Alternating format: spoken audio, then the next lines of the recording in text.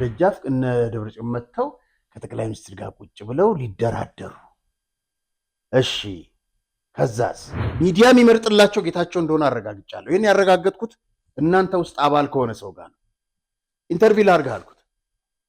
ጌታቸው ይቆጣል አለኝ። አይ ለውጥ ታዲያ ምንድን ነው? እያስፈቀድክ ነው ሚዲያ ላይ የምትወጣው? እያስፈቀድክ ነው መረጃ የምትሰጠው? ታዲያ ከህወሓት በምን ተሻለ? በጣም አደገኛ መርዝ እየረጨ ነው ብለናል አይደል? ስልጣን የማያስረክቡ እንደዚህ አይነት ጋዜጠኝነት አለ ሮቤ። ስልጣን የማያስረክቡ ከሆነ ምን አይነት እርምጃ ነው የምትወስዱት?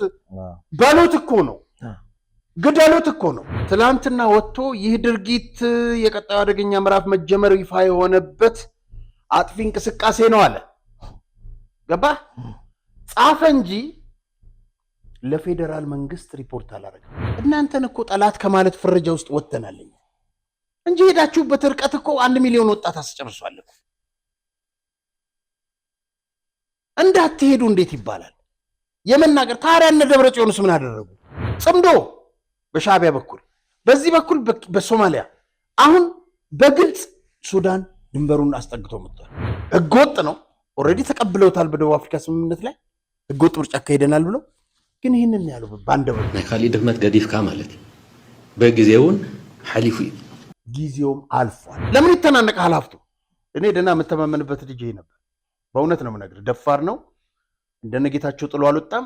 ራያ ውስጥ ተጋፍጧቸዋል። የሚችለውን አድርጓል። ጸባችን መጀመሪያ ጦርነትን ገምግም መንስኤውን ብለን ነው አለ። ዛሬ ታዲያ ወዴት አጠፋት? ለምን ይፋ አያወጡትም? የጦርነቱን መንስኤን ገምግም ብለው ተነስተዋል አይደል ጌታቸው? ለምን አሁን አያነሱ? አይ ታደሰ እኮ ድራማ ያልቅበትም እንደ ቬንዙዌላው መሪ አድርገውኝ ሊል ይችላል። ጭስ ተጠቅመው ምናምን አሜሪካ ገብታ እንዳወጣችው።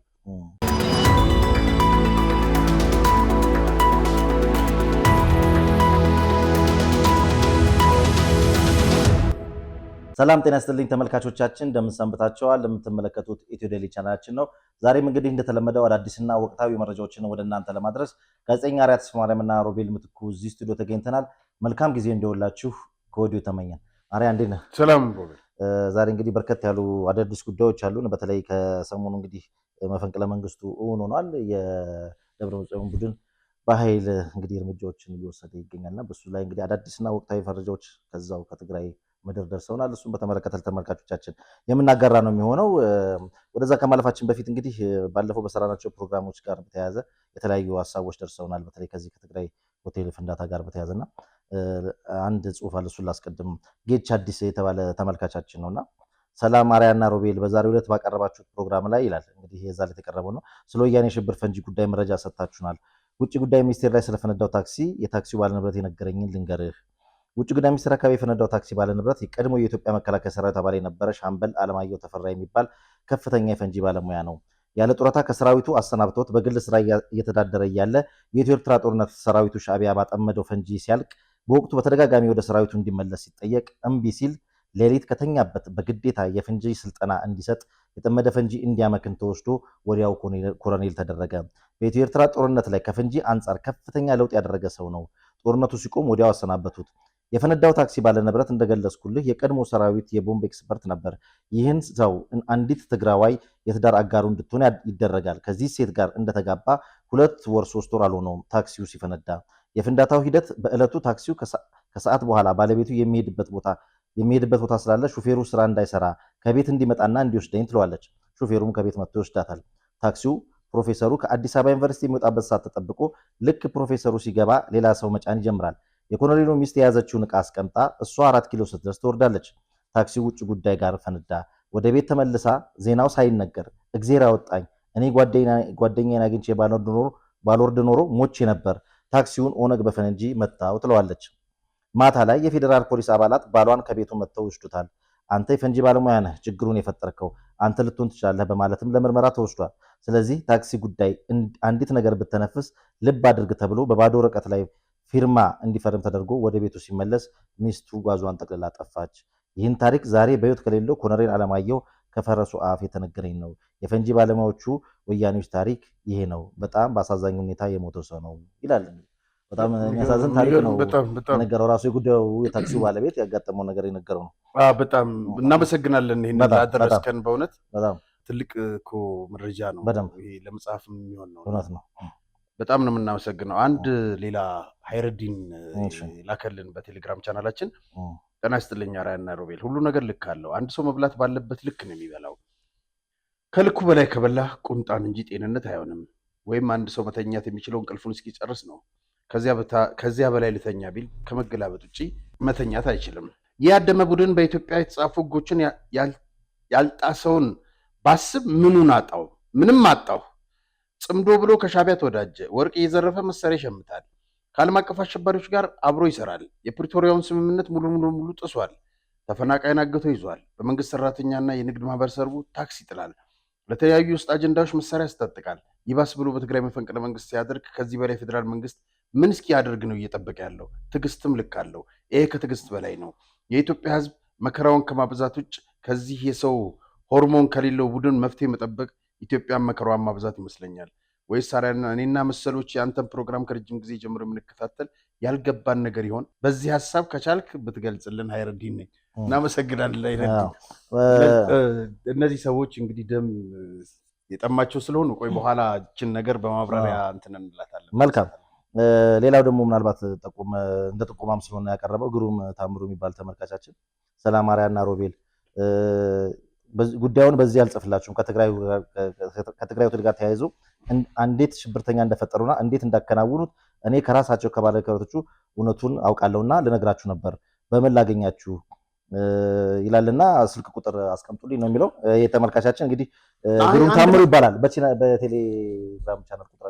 ግን ምን መሰለ በቴሌግራም ቻናላችን አንድ ስልክ አግኝቼ ደውዬ ነበር፣ አይነሳም።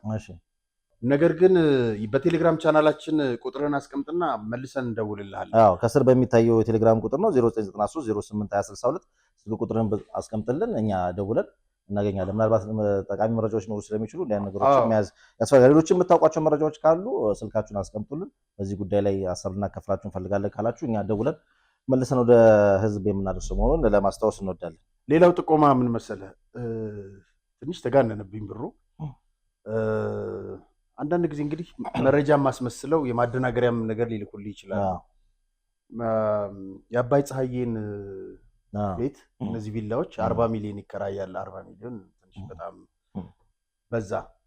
4 ሚሊዮን ለማለት ይሆን ምናልባት አላወኩኝም። ግን ሴት አይደለችም። እኔ የማውቀው ወንድ ነበረ።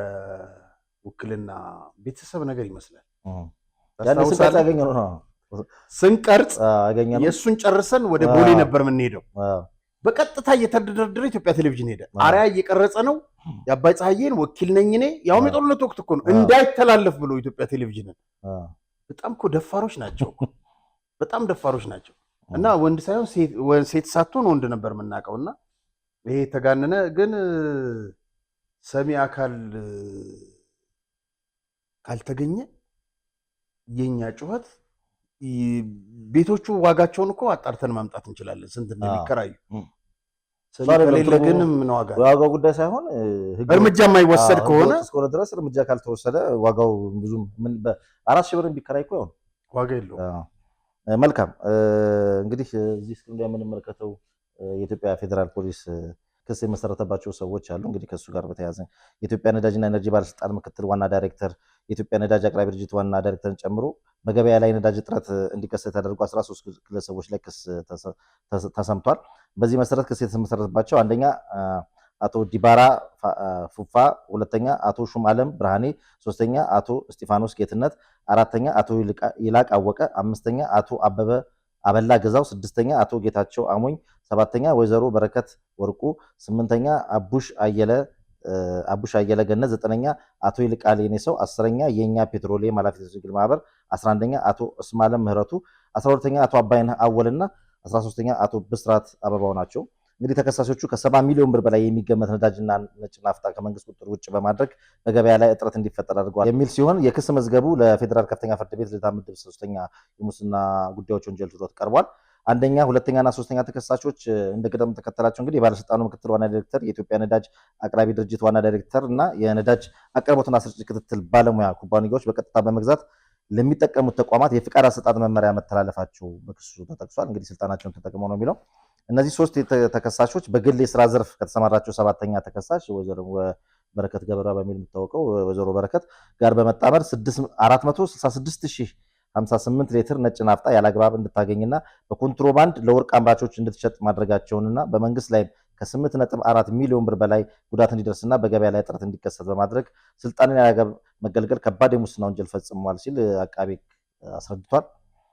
በሁለተኛ ክስ አንደኛ፣ 6ኛና 8ኛ ተከሳሾች በጥቅም በመመሳጠር 8ኛ ተከሳሽ በድምሩ ከ1,284,000 ሊትር በላይ ነዳጅ ያለአግባብ እንዲያገኝ በማድረግ በመንግስት ላይ ከ22.59 ሚሊዮን ብር በላይ ጉዳት እንዲደርስና የነዳጅ እጥረት እንዲከሰት ማድረጋቸው ተሰምቷል።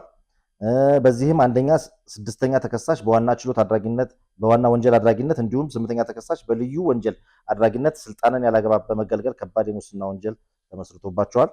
በ3ኛ ክስ 9ኛ ተከሳሽ ወይም ደግሞ የኛ ፔትሮሊየም ኃላፊነት ድርጅት ማህበር ባለቤትና ስራ አስኪያጅ ከህግ አግባብ ውጪ የነዳጅ አከፋፋይነት ፍቃድ እንዲያገኝ በማድረግ በመንግስት ላይ ከ21.3 ሚሊዮን ብር በላይ ጉዳት መድረሱ በክሱ ላይ ታይቷል።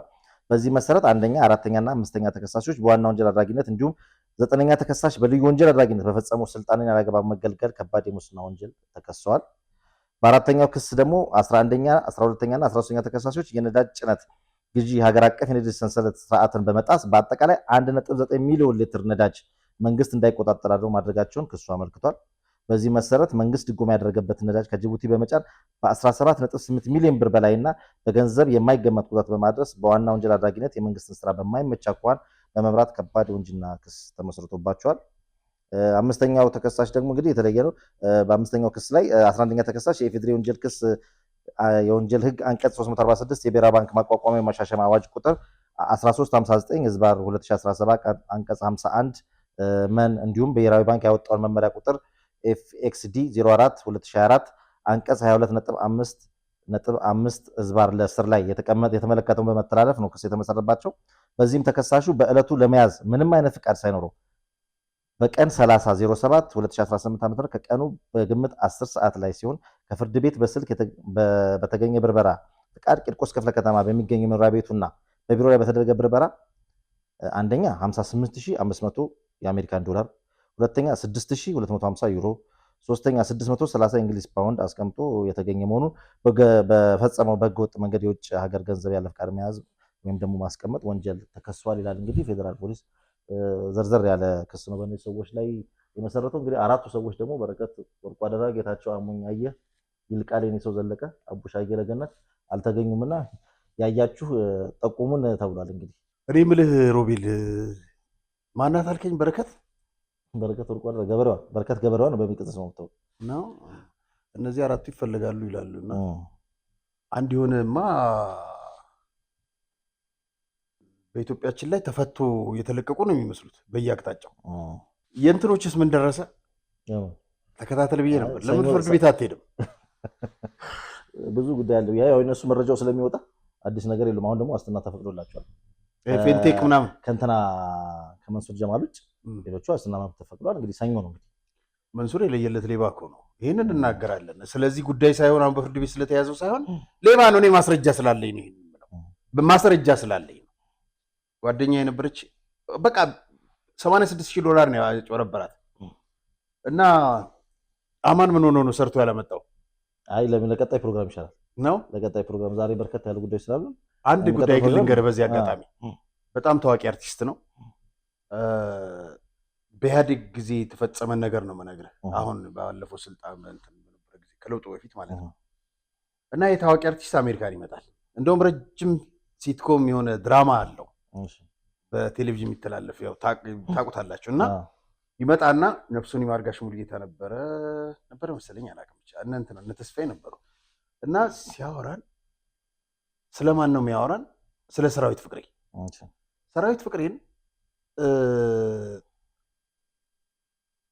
ከኢህአዴግ ጋር በደንብ ነበር የሚሰራው። ይሰራል ከኢህአዴግ ጋር እንደዚህ ታማኝ ነው ምናምን በሚል በዛ የተነሳ ጨዋታ ነው። አንድ ነገር የገጠመውን ነገር ነግበራል። ይሄ አርቲስት አንጋፋ ነው፣ የማስታወቂያም ባለሙያ ነው። ሄድኩኝና ሜጋ አንድ እንትን አወጣ የኢህአዴግ የሆነ ስራ የሆነ በዓል ይሁን ምናምን ብቻ ለዛም ይሁን እንትን ሲያወጣ ሄጄ ተወዳድሬ ያሸነፍኩኛል። ከዛ የሚጋው ስራ አስኪያጅ ማን ነው እቁባይ እሱ ጋር ገባሁኝና እንደዚህ ያሸንፍ ያለው ምናምን ስለው መጀመሪያ ሰራዊት ፍቅሬን አነጋግረው ይህ ስራ እናንተ ሰራዊት ምን አገባው ስለው አይ እንደዛ ነው ምናምን አለኛል። ሰራዊት ጋር ሲሄድ ለምን ወደ እኔ ልኮሃል? ለምን ወደ እኔ ልኮሃል? ራሳቸው አይጨርሱም ወይ? እሱን ሳነጋግራል ለምን ወደ እኔ ልኮሃል አለኝ። ተመልሼ እዛ እንደሱ አለኝ ስላቸው አይ እሱ ፈቃደኝነቱን መጥቶ ይስጠን ያረጋግጥልን ስራ አስኪያጅ ነው ይመስል። ከዛስ በዓሉ ደረሳል። በዓሉ ሲደርስ ስራውን ሰራዊት ፍቅር ይሰራዋል። እና ያን ያክል እንደዚህ እጃቸው የረዘመ ነበር። እዚህ ጋር ብዙ ሰው ደም አስለቅሰዋል። እና እኔ የምልህ ምን አይነት እንቅልፍ ይተኛሉ? ሰው እኮ በየቤቱ ተበተነ በእነሱ ምክንያት። እነሱ በቀሰቀሱት ሰው እየገባ ከንቱ ቀረ። ከንቱ ይቀራል ወይ? መንግስት ምን ይወስዳል? ፍርድ ቤት ምን ይወስናል? በጊዜ የምናየው። ግን እነዚህ ሰዎች ተበዳይ ሰዎች እነሱ ስለታሰሩ እዚህ ጋር የሚራቡ ህፃናት ዳቦ ሊያገኙ አይችሉም። ገባ? የተከሰሰባቸው አንቀጽ አለ መሰለኝ የተጠቀሰባቸው። እኛ ስለሱ አይደለም የምናወራው። በፍርድ ቤት የተያዙ ጉዳይ ፍርድ ቤት ይፍታው። ግን እነዚህ ዳቦ አጥተው የሚያድሩ ህፃናት ምንድን ነው መፍትሄያቸው? እነሱስ እንቅልፍ ይወስዳቸዋል? አንተ ሚሊዮን ብትዘርፍ ሰዎችን እንዴት ታስርባለህ? ለምን? የሚያሳዝን ነው። መልካም እንግዲህ ወደ ዋናው አጀንዳ ከማለፋችን በፊት ማስታወቅ ያለን መሰለኝ የሜሪት ፕሮፐርቲስ እንግዲህ ለቤት ፈላጊዎች በፒያሳ የተለያዩ አፓርትመንቶችን አማራጭ ይዘውላችሁ ቀርበዋል። የንግድ ሱቆችን ለምትፈልጉ ደግሞ በንግድ ማዕከሏ በመርካቶ እንደዚሁ ሱቆች ቀርበውላችኋል። በድሉ ተጠቃሚ ሆኑ እያሏችሁ ነው። እሱን ማስታወቂያ ሰምተን ተመልሰን እንመጣለን። የምስራች ለነጋዴዎች በሙሉ ሜሪት ፕሮፐርቲስ በመሃል መርካቶ ተክለ ሃይማኖት የንግድ ሱቆችን ከ440 ሺህ ብር ቅድሚያ ክፍያ ጀምሮ ማለትም ከ2 ሚሊዮን 200 ሺህ ብር ጠቅላላ ክፍያ ጀምሮ በአንድ ዓመት የሚረከባቸውን ሱቆች ከ11 ካሬ ጀምሮ በኔት ኤሪያ የተለያዩ የሱቅ አማራጮችን ለሽያጭ አውጥተናል። በተጨማሪም በመሃል ፒያሳ ከአራዳ ፓርክ ፊት ለፊት 4000 ካሬ ላይ ያረፈ ዘመናዊ የመኖሪያ መንደር ከ40% የባንክ ብድር ጋር ይዘንላችሁ መጥተናል። ባለ 1 መኝታ ከ612 ሺህ ብር ቅድመ ክፍያ ጀምሮ፣ ባለ 2 መኝታ ከ1 ሚሊዮን 100 ሺህ ብር ቅድሚያ ክፍያ ጀምሮ፣ ባለ 3 መኝታ ከ1 ሚሊዮን 600 ሺህ ብር ቅድመ ክፍያ ጀምሮ በ2 ዓመት ከ6 ወር ውስጥ የምናስረክባቸውን አፓርትመንቶች ከ35% ቅናሽ ጋር ለአጭር ቀናት ይዘን መጥተናል። ለበለጠ መረጃ 0970694303 ፈጥነው ይደውሉ። ሜሪት ፕሮፐርቲስ። ከማስታወቂያ ተመልሰናል። ምናልባት እንደው የመርካቶና የሜሪት ፕሮፐርቲስን ጉዳይ ካነሳን ወደ ቀጣዩ ኢንቨስትመንት ገባለሁ የሚለው አቶ አማን ይህንን የንግድ ማስታወቂያ ሰምቷል፣ ተመልክቷል፣ ምን አስቧል የሚለውን ነገር እንግዲህ እየፎከረ ነው ቀጣዩ ኢንቨስትመንት ነው እያለ። ስለዚህ የንግድ አማራጮች ቀርበውለታል። ለሱ ነው መልእክቱ። እንግዲህ ሱቆች አሉ ሳይያዝበት በፍጥነት ምናልባት ደግሞ ያው የኛ ስታፍ ስለሆነ ቅናሽ የሚደረግለት ስለሚችል ከወዲሁ እንዳለ ፉከራ ብቻ ነው እንዳይቀርብ። በነገራችን ላይ እነዚህ ማስታወቂያ የምታስነግሩላቸው ድርጅቶች ነገ ጠዋት እናንተም ተቀፍድዳችሁ እንዳትገቡ። እኛ እንግዲህ ከሰው ገንዘብ ሰብስበን ያስረከብነው ነገር የለም። እኛ ማስታወቂያ ነው እንደ ተቋም እንሰራው። ማስታወቂያ ነው የትኛውም ሚዲያ ተቋም የሚሰራው ነው እንጂ አምባሳደር ሆነን ወይ ምናምን አይደለም እየሰራን ያለው። ወደ ዋናው ርዕሰ ጉዳያችን እንግባ። እንግዲህ የመንግስት ግልበጣው እውን መሆንና ታጣቂዎችም ደግሞ የፕሬዝዳንት ጽህፈት ቤት ሰብረው መግባታቸው ተሰምቷል። እንግዲህ እነሱን ጉዳይ እስቲ እንመልከት። አዎ እንግዲህ በትላንትናው ዕለት የፕሬዝደንቱን ጽህፈት ቤት ደጀን ይባላል። ቆይ በሚቀጥለው ደጀን ትላንትና ማታ አስታውሼው ረሳሁት፣ ብዙ ስራ ስለነበረኝ። ደጀን የሚባል ታጋይ ነበር። ለምን ራሳቸው ይገሉና በራስ ስም ያወጡ መስፍን ኢንጂነሪንግ ምናምን ብዙዎቹ ዋልታ ራሳቸውን የገደሏቸው፣ ግን ያው ስም ያወጡልሃል፣ ጎበዞች ናቸው። ለማንኛውም እዛ ደጀን ላይ ሰብረው ገብተው በታጣቂዎች ኃይል ነበር የገቡት። እዚህ ሚካኤል የሚባል ደግሞ በታጣቂዎች ኃይል አልገባንም ነው የሚለው። በመጨረሻ ታደሰ ላይ ምን እርምጃ ትወስዳላችሁ ሲባል ምንድነው አልበላሽም ምን አመጣው አይነት መልስ ነው ሲሰጥ የነበረው። ታደሰ በኃይል እየተፈነቀለ አይደለም፣ እየተባበረ ነው። በትላንትናው ዕለት አንድ ከፍተኛ ባለስልጣን አናግሬ ነበር። ምን እየተካሄደ ነው? በመንግስት በኩልስ ምን ሊደረግ ታቅዷል? እነዚህ ሰዎች እኮ በኃይል እየገቡ ነው ስል ትላንትና ወጥቶ ይህ ድርጊት የቀጣዩ አደገኛ ምዕራፍ መጀመር ይፋ የሆነበት አጥፊ እንቅስቃሴ ነው አለ። ገባ ጻፈ እንጂ ለፌዴራል መንግስት ሪፖርት አላደረገም። የወከለው ስልጣኑን ያራዘመለት ፌዴራል መንግስት ነው። አቤት ማለት ያለበት ወደ ማን? ወደ ፌዴራል መንግስት ነው። እርዳኝም ማለት ያለበት ወደ ፌዴራል መንግስት ነው። ከዚህ በፊት በተደጋጋሚ ተናግረናል። ያ ምን እያደረገ ነበር ማለት እንግዲህ እሱ ጊዜያዊ አስተዳደር ነኝ ፕሬዚዳንት ነው ተቀምጧል። የራሱ እንትን አለው፣ የራሱ ኃይል አለኝ አቅም አለኝ ያለ እንትን ነበራል። እነዚህ ሰዎች መጥተው ቢሮውን በኃይል ገልብጠው ሲገቡ እሱ ምን እያደረገ ነበር? የት ነበር? ስለዚህ በዝምታ ካየ እንዳልነው ተባባሪ ነው። የማንቸስተር ደጋፊ ነው አይደል? በመላቀቅ ታውቃለህ? መላቀቅ አታውቅም? እሺ በዛ ነው የእግር ኳሱን ወደዚህ ያመጡት እንዴ። እዛው እያለ እኮ እየፈቀደላቸው እኮ እየተባበራቸው ነው። እውነተኛ ቢሆን ኖሮ መጋፈጥ ቢፈልግ ኖሮ ወደ ማን ነው ሪፖርት ማቅረብ ያለበት? አሳማኝ ነው። ትላንትና የጠየኳቸው ባለስልጣን ወደ ፌዴራል መንግስት ነበር። ደውሎም ሪፖርት አድርጎም በፈለገው መንገድ እርዳታም ጭምር አግዙኝ ማለት ያለበት ወደ ፌዴራል መንግስት ነው።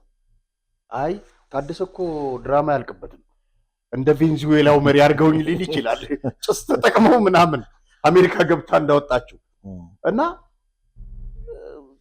ለምን መሰለ ታደሰ የዘረፋቸው ነገሮች አሉ። በተደጋጋሚ የተነጋገርናቸው ነገሮች አሉ። ስለዚህ ከነሱ ጋር ነው እየሰራ ያለው። በቃ ይሄ ግልጽ ነው። ለሾማው አካል ሪፖርት የማያደርግ ከሆነ ምንድን ነው የምታደርገው? ሲሸውደን ነው ለካ ምልህ እንደ ጌታቸው ፈርጥጫ አልሄድም። እሺ አይፈርጥጥ ግን በቃ አስረክብ አሉት። ዝም አለ። ዝም ካለ አዋላ አስረክበም አንድ ነገር ነው እንዴ። አጭር ቆይታ አድርጓል። ይሄ እንግዲህ ሚካኤል አስገዶም ይባላል ኃይሎች ታጅቦ አልገቡም። ቤተ መንግስት ስለሆነ በአካባቢው ያው ጥበቃ ሊኖር ይችላል። የተለመደ ጥበቃ። ህጋዊ ፕሬዚደንት ነው ዶክተር ደብረጽዮን ገብረ ሚካኤል። ያው በነባሩ በምክር ቤት ተሰብስቦ በሰሞኑን የመረጣቸው ህጋዊ የትግራይ ፕሬዚደንት ነው። ህጋዊ ፕሬዚደንት ደግሞ በእንደዚህ አይነት መልኩ ሊገባ አይችልም። ያው የተባለውን የተጻፈውን ጽሁፍ እና አስተሳሰቡ ነው ትክክል ያልሆነው እንጂ እንደ ወትሮው ጀነራል ታደሰ ወረደ ፕሬዚደንት እያሉም ያው ሲደረግ የነበረ ጥበቃ ኖርማሊ በዛ የቀጠለ ነው። አዲስ ነገር አዲስ የመጣ ኃይል የለም። አዲስ የተሰራ ስራ የለም። እዚህ ላይ ምን ተገነዘብክ? እንግዲህ በቀደም ዕለት በሰራነው ፕሮግራም ላይ ወድም በይቴ ኃይለ ሥላሴ ግርማይ የታደሰ ጥበቃዎች ወደ ሌላ አሃዱ ትሄዳላችሁ አሏቸው። በዛ መሰረት ነው ያስወጧቸው። አሁን ሌላ ጥበቃዎች አሉት። ምን አለ ነገሩ? ማመሰል የሚጠብቀው ያለው እነ ደብረጽዮን እኮ ናቸው የሚጠብቁት ታደሰ። አንደኛ ከትላንትና ወዲያ አንድ ደብዳቤ ተጻፈ። ሰው ልኮልኝ ነበረኝ። በአዲስ አበባ የጊዜያዊ መስተዳድሩ አባል የሆንሽው ይላልና ተወካይ የሆንሽው የጊዜያዊ መስተዳድሩ ምናምን እስከዛሬ ላደረግሽው አበርክቶ እንትን ብለናል። በዚሁ መሰረት እናመስግናለን። ይማባረሻ ሁለተኛ ደብዳቤ በአዲስ አበባ የጊዜያዊ መስተዳድሩ አባል ወኪል ሆነሽ ስለተመደብሽ ይሄ የደሞዙ የጥቅማ ጥቅሙ ምናምን እንዲከበርላትና ስራዋን እንድትጀምር ብሎ ታደሰ ወረደ ከ4 ቀን ነው ከ5 ቀን በፊት ጽፏል። እና ጥበቃዎቹ የተለመደ ነው አለ። እነዚህ አሁን የሚያወሩትን እውነት ነው ምናምን ለማለት ሳይሆን የሰሩትን ድራማ ለማጋለጥ ነው።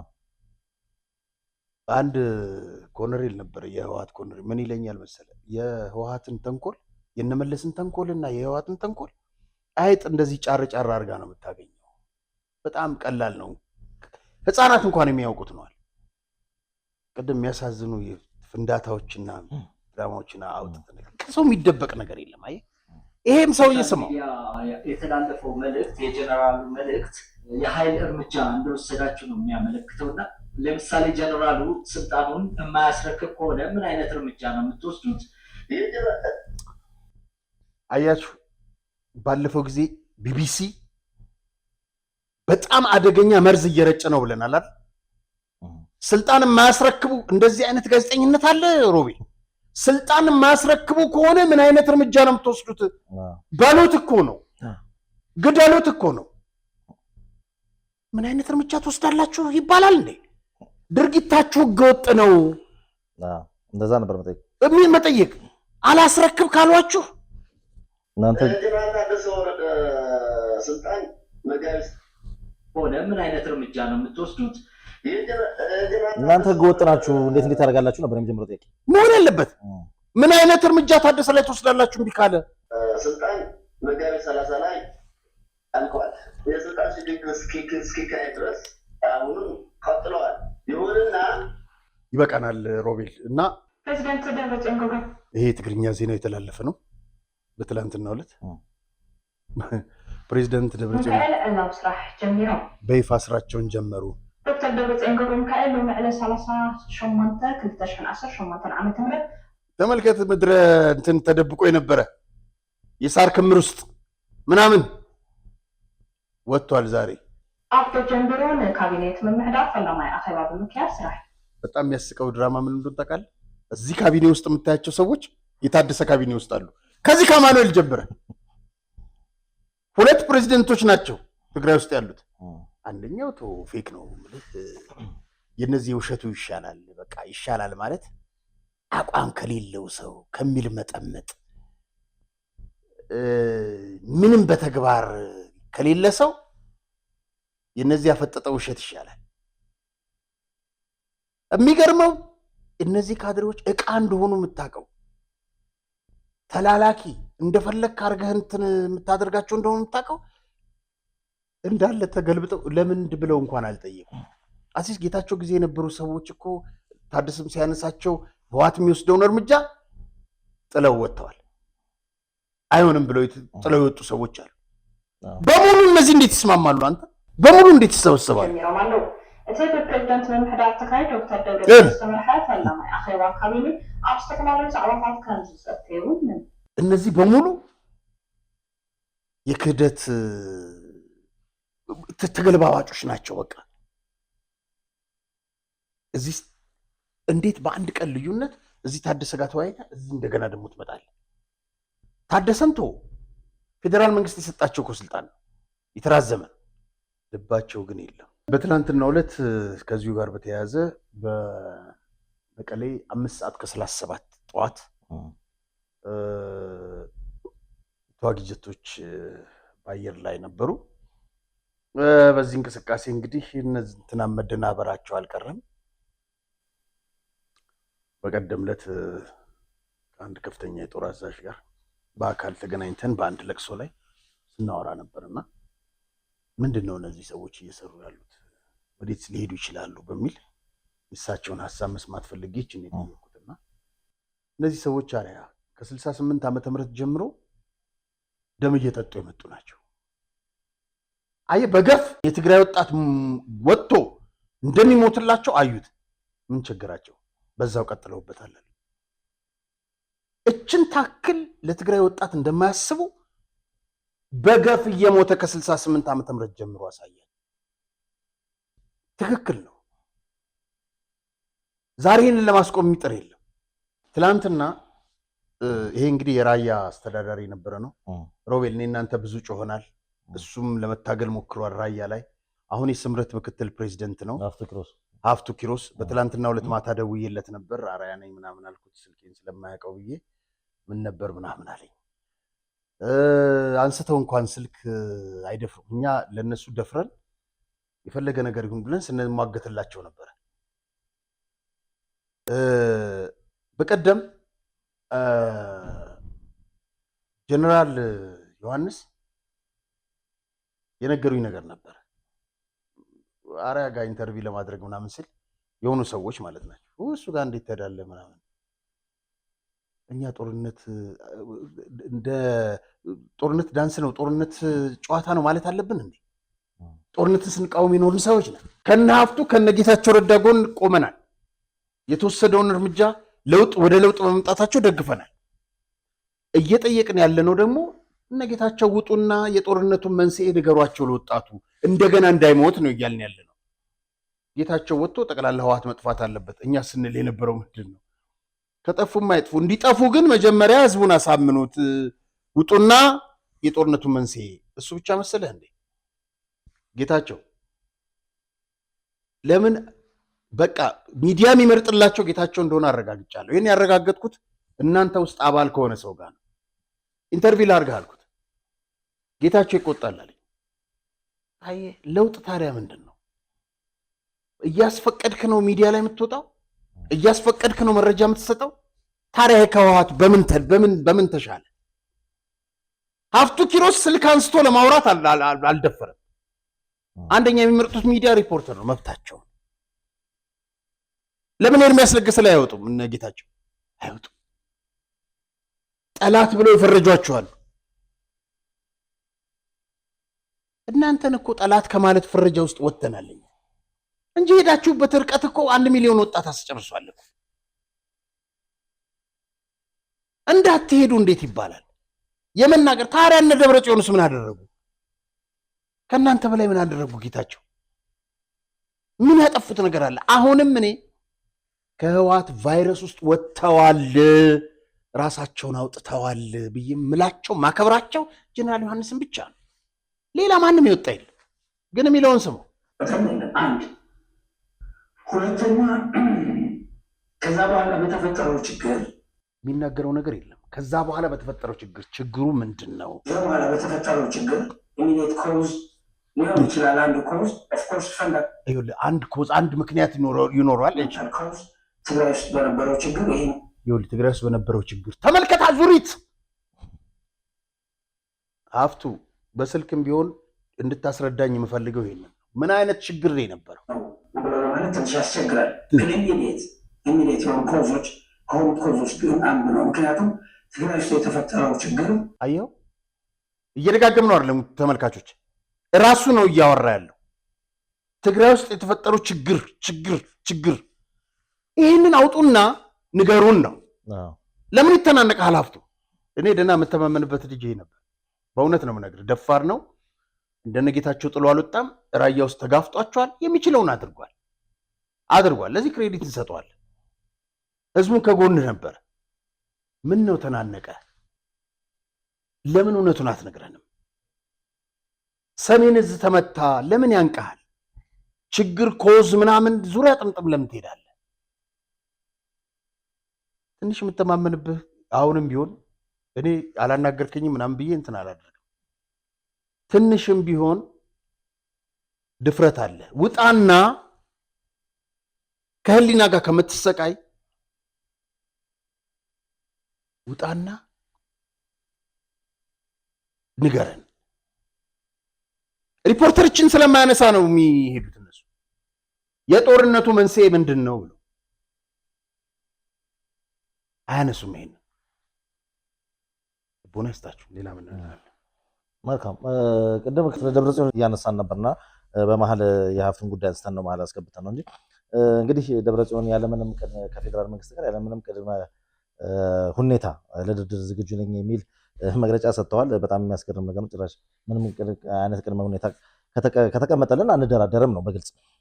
ከዚህ ጎን በተያያዘ እንግዲህ ቀደም ሲል ደግሞ ስልጣናቸውና ካቢናቸውን በተመለከተ ደግሞ የተናገሩት ነገር ነበርና እሷን ቪዲዮ ሰምተን አሁን ዳይሬክት አያዘን መልኩ በጣም ጥሩ ቪዲዮ እንግዲህ ይሄ ነው። ቆይ እንሰማዋለን። ግን ከዛ በፊት አሁን ባለው ሁኔታ ከመንግስት ጋር በማንኛውም ጉዳይ ላይ እንደራደራለን ብለው መግለጫ አውጥተዋል።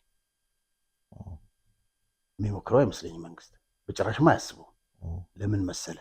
ነገ ጠዋት መንግስት ፌዴራል መንግስት ያስቀመጠው መንግስት አለ።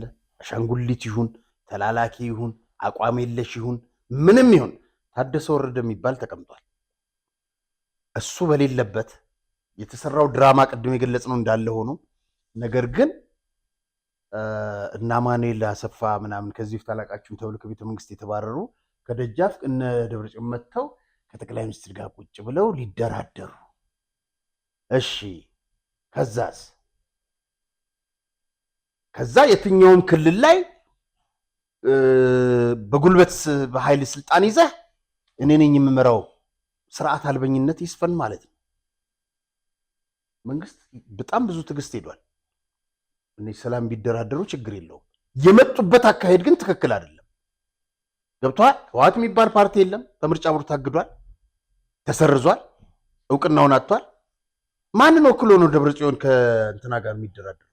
የ2012 ምርጫ ተካሄደ ተቀባይነት ይኖረው እንኳን ቢባል ኦልሬዲ ኤክስፓየር አድርጓል። 6 ዓመት ሆኖታል። እዚህም ላይ የሚያምነው እሱ ይሄን ነው።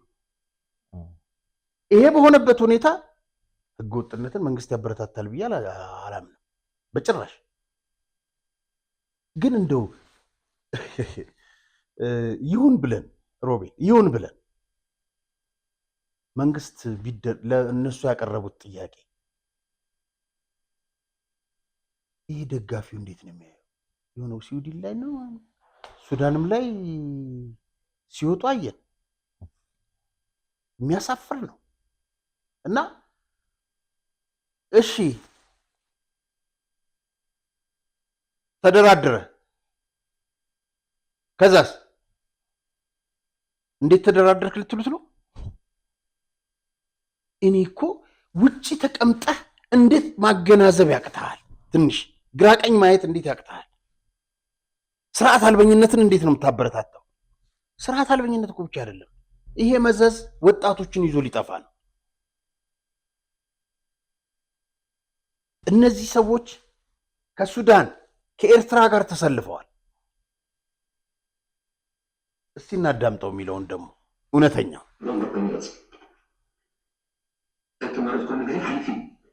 የተመረጥኩበት ጊዜ አልፏል። መቼ መሰለ ይሄ ከነንትና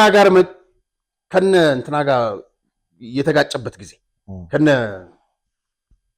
ጌታቸው ረዳ ጋር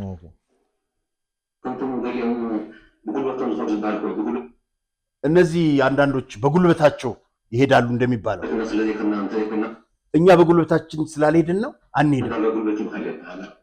በጉልበታችሁ ሂዱ አይነት ነው። በጉልበት ይኬዳል እንዴ? በኃይል ገባ? ተመልከት። ይኸውልህ እነዚህ ሰዎች ይሄው በማስረጃ ነው። ደጋፊዎች ይሄንን ስሙት፣ ስሙት። የ2 ዓመት ቃል ነው እንግዲህ ታጥፎ ዛሬ ወደ ኃይል ይሄዱት። ይኸውልህ ዓመተ ምህረት አልፏል፣ ኤክስፓየር አድርጓል። ታዲያኛስ ምን አለ? ዓመተ ምህረታችን አልፏል አለ። ያውም የዛሬ 2 ዓመት ገና 2016 ላይ እንደውም አላለፈም። ህገወጥ ነው። ኦልሬዲ ተቀብለውታል። በደቡብ አፍሪካ ስምምነት ላይ ህገወጥ ምርጫ አካሄደናል ብለው ግን ይህንን ያለው በአንደበቱ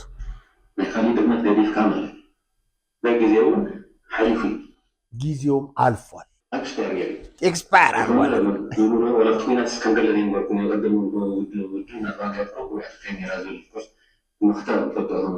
ምንድነው ውድ ድርጅታችን ምናምን ይላልና እዛ ጦርነቱም ላይ ጉባኤ ታደርግ ነው። ጉባኤ እያካሄድ እናድር ነበር። ደፋሮች ናቸው።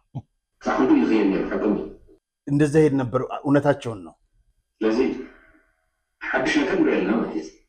አሁን አዲስ ነገር እያየ ነው። በየደረጃው ተወስኖ አልቆ እያለ እነሱም የሉም። ቁጥጥር ኮሚሽን የሚባል የለም። እንደገና አንድ ላይ እኛም አንድ ላይ ነው መመረጥ ምንችለው። እኔ ተነስቼ እኔ ልቆይ ብል እንዴት ሊሆን ይችላል? ተመልከት። መጫወቻ አደረጉት። የትግራይን ህዝብ እንደ ኳስ መጫወቻ አደረጉት። አሁን በፍጥነት መካሄድ አለበት።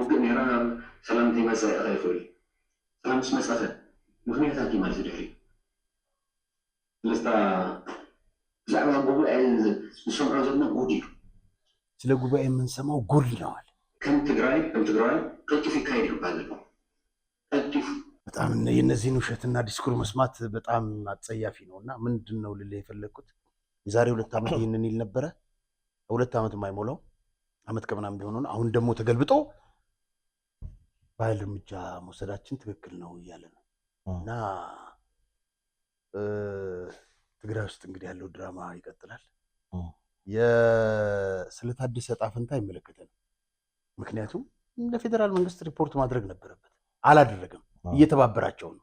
እንደውም አንደኛው ጽምዶ አስፈጻሚ እሱ ነው ይመስል መልካም እንግዲህ ሌላው ጀነራል ህንፃ የሚመራው 22ኛው አርሚ የት ነው የሚገኘው? እሱን እንመለከታለን። ከዚህ ጎን ተያይዞ ደግሞ እንግዲህ ፍስሐ ኪዳኑ እሳቸው የት ነው ያሉት? እነሱ ፍስሐ ኪዳኑ ሱዳን ነው ያለው። ከሱዳን መንግስት ጋር ሰሞኑን ነው በቀደም ነው የወጣው። ሱዳን እንግዲህ ጦሯን አስጠግታለች ወደ ኢትዮጵያ ድንበር።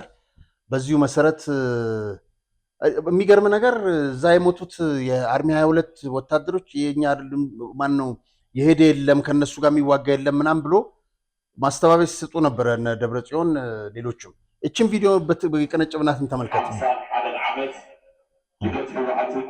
51ኛ ዓመት የህወሓት ልደትና 51ኛው ዓመት መጀመር የብረት የህወሓት ትግል የተጀመረበት እንደው ምን ያደርግለታል? እንደው የትግራይ ህዝብ ከእልቂት በተር ምን ያተረፈ እስቲ ንገረኝ። 51 ዓመት ሙሉ ስለ ጦርነት ታወራለህ? አይሰለችም? እኛ እንኳን ሰለችን ስለምናወራው። መቼ ይሁን ስለ ማህበራዊ ጉዳይ የምናወራው እየሳቀን? በእውነት ይሰለቻል እኮ። በዚህ አጋጣሚ ጋዜጠኛ ሲያገናችን ቪዲዮ ስለላክልኝ አመሰግናለሁ።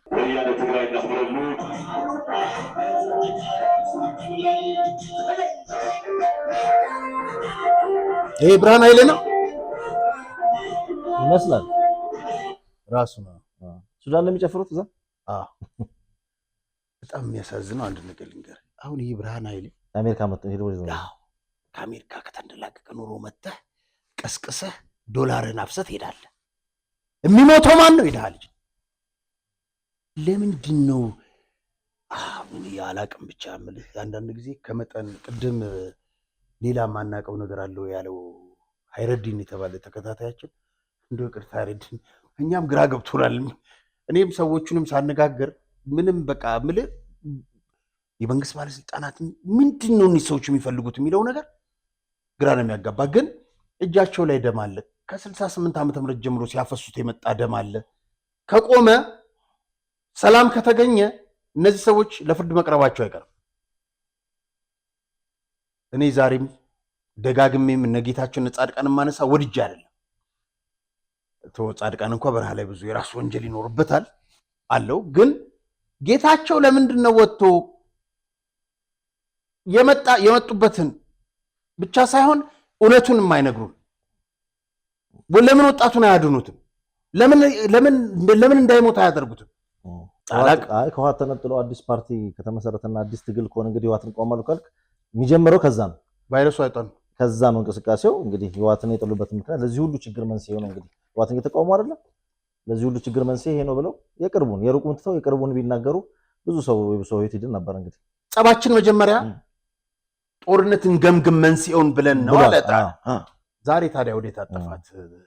ለምን ይፋ አያወጡትም? የጦርነቱን መንስኤን ገምግም ብለው ተነስተዋል አይደል ጌታቸው?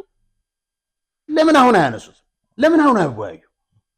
ለምን እውነቱን አይነግሩትም ለትግራይ ወጣት? የኢትዮጵያ ህዝብ ይወቅ።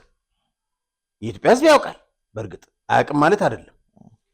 የትግራይ ህዝብ ግን አንድ ማሽን ነው የሚሰማው፣ አንድ ነገር ብቻ፣ የህወሓትን አደንቋሪ እንትን። መልካም እንግዲህ ይኸው የህወሓት ታጣቂዎች በሱዳን እንግዲህ እንደዚህ ሸበረብ እያሉ ነው የሚገኙት። እንግዲህ ዳግም ለጦርነት እየተዘጋጁ ነው ያሉበት ሁኔታ ላይ ነው ያለው። ከዚህ ጎን ለጎን ደግሞ ሱዳን ጦሯን ወደ ኢትዮጵያ ድንበር ማስጠጋቷ እንግዲህ ደግሞ እየተሰማ ይገኛል። እንግዲህ ሱዳን ጦሯን ወደ ኢትዮጵያ ድንበር ማስጠጋቷ ተሰምቷል። እንግዲህ እንቅስቃሴ ጀምራለች። ከዚህ ጎን ተያይዞ እንግዲህ ደግሞ የጀነራል አበባው የሰሜን ምዕራብ ዕዝ ጉብኝትና የጦር ግምገማ አድርገው ነበርና እዛ ላይ ያደረጉት ንግግር አለ። እንግዲህ ከተለያየ አቅጣጫ ሀገራችን ላይ እንግዲህ ጦርነቶች የሚቃጡበት ሁኔታ ሊኖር ስለሚችል የሰራዊቱን ዝግጅት በተመለከተ እሳቸው ጎብኘት አድርገው በጥሩ ሁኔታ ላይ እንደሚገኝና ልብ የሚያሞቅ ንግግር አድርገዋልና እሷን ደግሞ ብንሰማ።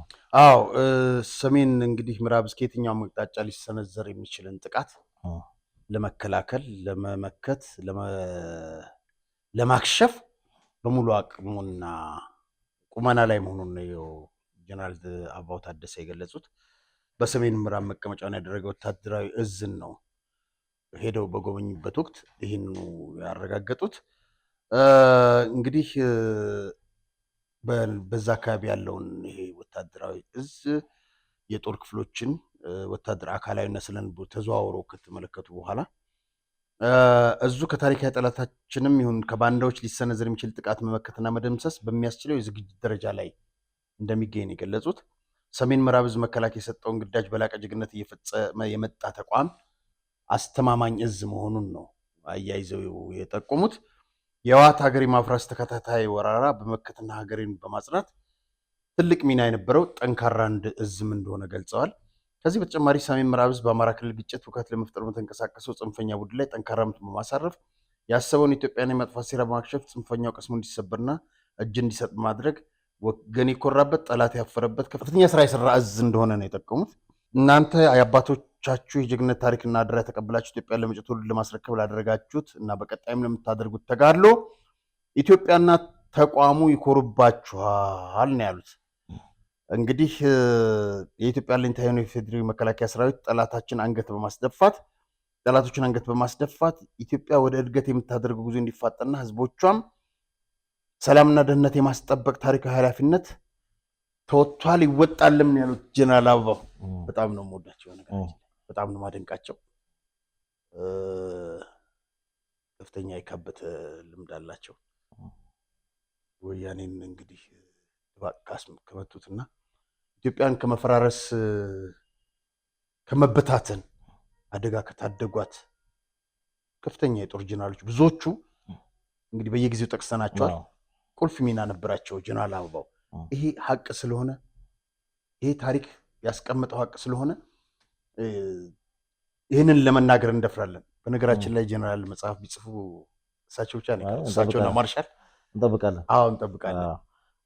እናመሰግናለን። በእናንተ ኢትዮጵያ ትኮራለች። የሱዳን ጦር በምትመለከቱት እንግዲህ ቢቢሲ ነው ይፋ ያደረገው። በምትመለከቱት አይነት ሁኔታ ወደ ኢትዮጵያ ድንበር እየተጠጋ ነው። እኛ ኢትዮጵያውያን ደግሞ አንድ ሆነን መቆም አለብን።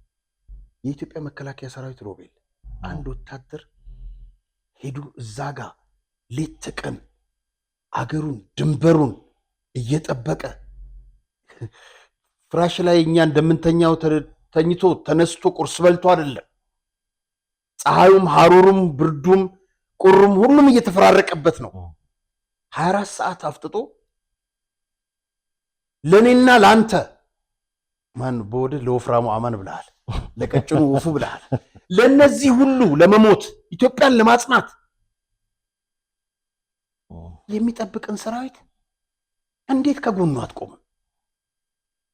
እኔ ስለ ፓርቲ አይደለም የምነግር ወዳጄ፣ ሁሉም ኢትዮጵያ ይሄን ፕሮግራም የምትከታተሉ ስለ ብልጽግና አይደለም የማወራው፣ አይመለከተኝም። እኔ ስለ ኢዜማ አይደለም የማወራው፣ አይመለከተኝም። ስለ አንድ የኢትዮጵያ መከላከያ ሰራዊት ስለ ጀግናው ነው የማወራው። ኢትዮጵያ እኮ ተበታትና ነበር። ዛሬ እኮ እንደዚህ አናወራም ነበረ። የተደገሰልን እኮ እንደ ሩዋንዳ እንደ ሶሪያ ነበር እልቂት እንድንሆን።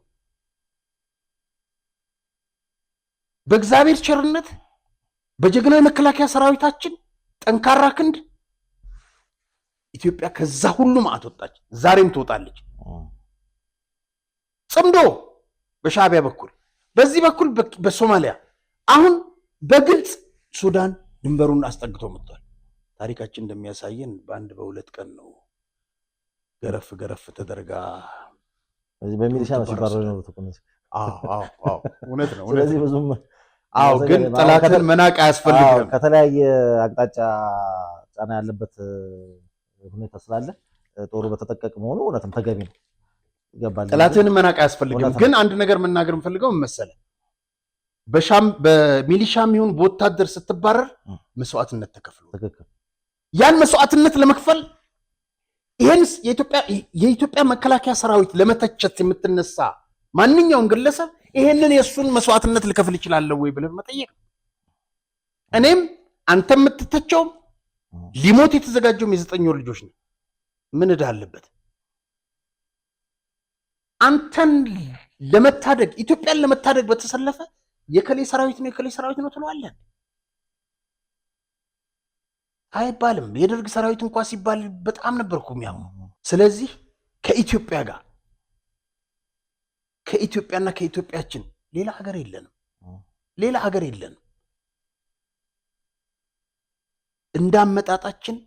እንዳመጣጣቸው ደብረ ሲና ደረሱ፣ መራቤት የደረሱ ሲባል አሜሪካኖች በቃ ከዚህ በኋላ ተከቧል አዲስ አበባ ውጡ ዜጎች ቅብጥር ስዮ ሲሉ የነበረ ጊዜ ኢትዮጵያችን እኮ በቃ እዛ ጋር ፈረሰች ብለን ብንል ዛሬ የምናወራት ሀገር የአይነቱ ኖሮ ሶሪያዎች እኮ ለምንድን ነው እዚህ መጥተው ተሰደው የሚለምኑ ያሉት? ሀገር እኮ አላቸው ከኛ የተሻለ ሀገር። ከኛ የተሻለ እኮ ሀገር ነበራቸው። ከሶሪያ ለምን አንማር? ኤርትራውያኖችን ተመልከታቸው፣ አገር እንደሌላቸው መጥተው ተሰደው እዚህ አሉ። ኦልሞስት ስንት ነው? 500 ሺህ ነው ስንት ነው አሉ። ከዛ በላይ ይሆናል። በየባህሩ የሚበላቸውን ተመልከት። እነሱ ግን ዛሬ ወደ አፎ ምናምን ይላሉ። እኔ ስለ ኤርትራ አይመለከተኝም። እንደ ሰው ግን ስለ ህዝቡ ታዝናል። ስለዚህ አገር እያላቸው አገር እንደሌላቸው ከሆኑት ከነ ሶሪያ ልንማር ይገባል። ከዚህ ከጀግናው ኢትዮጵያን ከመበታተን ካዳነው ጀግናው የመከላከያ ሰራዊት ጎን መሰለፍ መቻል አለበት። በመጨረሻም አንድ ነገር ልንገርህ ስለ ጦርነት ሲነሳ ሴትዮ የምትናገረውን ማምጣት አልፈልግም። የመጨረሻ ይቅርታ ተመልካቾች፣ መርዝ እጅግ አጸያፊ እጅግ በቆሻሻ የታጀለ መርዝ ነው የምትናገረው። ብሔርን ከብሔር የሚያጋጭ በይ ተብላ ነው መሰለኝ። በጣም ስለምትጸየፋት ማየትም አልፈልግም። በእውነት በጣም እንደው ከቻላችሁ የዚች ሴትዮ ንግግር ሰሞኑን ስለወጣ የትግራይ ተወላጆች ይሄ ነገር ከሰው የሚያባላ ስለሆነ ባታሳዩት ጥሩ ነው። ትግራዊውን በሌላ ብሔር ጥርስ እንዲነከስበት የሚያደርግ ነው። አታሳዩት በቃ።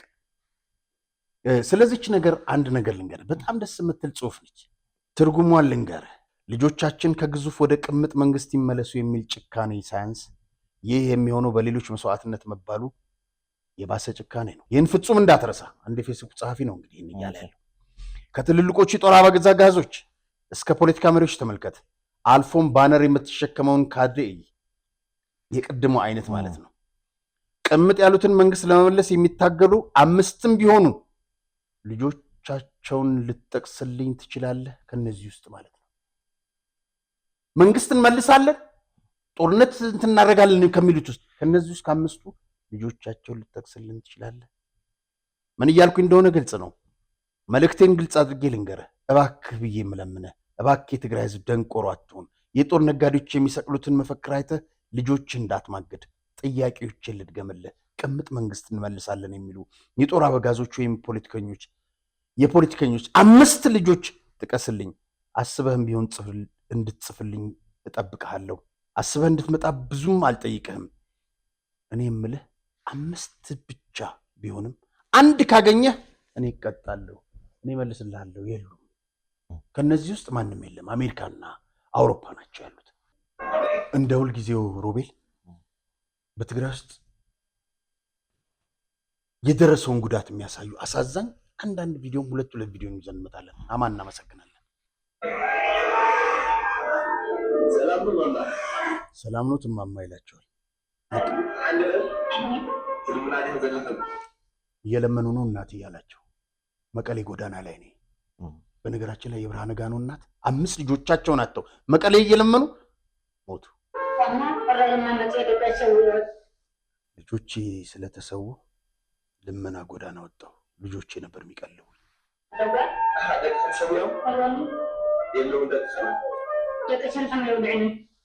ልጆቼ ሰርተው ያበሉኝ ነበር። አንድ ወንድ አንድ ሴት ልጆች ነበር። ወስደው አጠፏቸው። ይህ ነው ጦርነት። ለልመና ተዳርገዋል። ሁሌም እነዚህ እናመጣለን። እንግዲህ በመጨረሻ እቺ በምስሉ ላይ የምታያት እህታችን የአምቦ ወርቅ ገብረ ሚካኤል ትባላለች። የፌዴራል ፖሊስ ኮሚሽን ኮሚሽነር የኮሚሽነር ደመላሽ ገብረ ሚካኤል ታናሽ እህት ነች። ሀገር ውስጥ ሕክምና ስትረዳ ከቆየች በኋላ በቀደም ዕለት ህይወቷ አልፎ በመካኒሳ በሚገኘው አበቦ ቤተክርስቲያን የቀብር ስነ ስርዓቷ ተፈጽሟል። ለኮሚሽነር ደመላሽ፣ ለቤተሰቡ፣ ለልጆቿ፣ ለመላ ወዳጅ ዘመዶቿ ፈጣሪ መጽናናትን እንዲሰጥ የኢትዮ ዴይሊ ዝግጅት ክፍል ይመኛል። ፈጣሪ ነፍሷን በአጸደ ገነት ያኖርልን። እኛም ልብ እንመኛለን። ስለነበረን ቆይታ እጅግ አድርጌ አመሰግናለሁ። የተከበራችሁ ተመልካቾቻችን የዕለቱን መሰናዷችን ይመስል ነበረ። ፕሮግራሙን አዘጋጅተን ወደ እናንተ ያደረስላችሁ ጋዜጠኛ አርያት ተስማርያም እና ሮቤል ምትኩነን። ዳግም በሌላ ዝግጅት እስክንገናኝ ድረስ እስከዛው ሰላም ቆዩ። የምስራች ለነጋዴዎች በሙሉ ሜሪት ፕሮፐርቲስ በመሃል መርካቶ ተክለ ሃይማኖት የንግድ ሱቆችን ከ440 ሺህ ብር ቅድሚያ ክፍያ ጀምሮ ማለትም ከ2 ሚሊዮን 200 ሺህ ብር ጠቅላላ ክፍያ ጀምሮ በአንድ ዓመት የሚረከባቸውን ሱቆች ከ11 ካሬ ጀምሮ በኔት ኤሪያ የተለያዩ የሱቅ አማራጮችን ለሽያጭ አውጥተናል። በተጨማሪም በመሃል ፒያሳ ከአራዳ ፓርክ ፊት ለፊት 4000 ካሬ ላይ ያረፈ ዘመናዊ የመኖሪያ መንደር ከ40% የባንክ ብድር ጋር ይዘንላችሁ መጥተናል። ባለ 1 መኝታ ከ612 ሺህ ብር ቅድመ ክፍያ ጀምሮ፣ ባለ 2 መኝታ ከ1 ሚሊዮን 100 ሺህ ብር ቅድሚያ ክፍያ ጀምሮ፣ ባለ 3 መኝታ ከ1 ሚሊዮን 600 ሺህ ብር ቅድመ ክፍያ ጀምሮ በ2 ዓመት ከ6 ወር ውስጥ የምናስረክባቸውን አፓርትመንቶች ከ35% ቅናሽ ጋር ለአጭር ቀናት ይዘን መጥተናል። ለበለጠ መረጃ 0970694303 ፈጥነው ይደውሉ። ሜሪት ፕሮፐርቲስ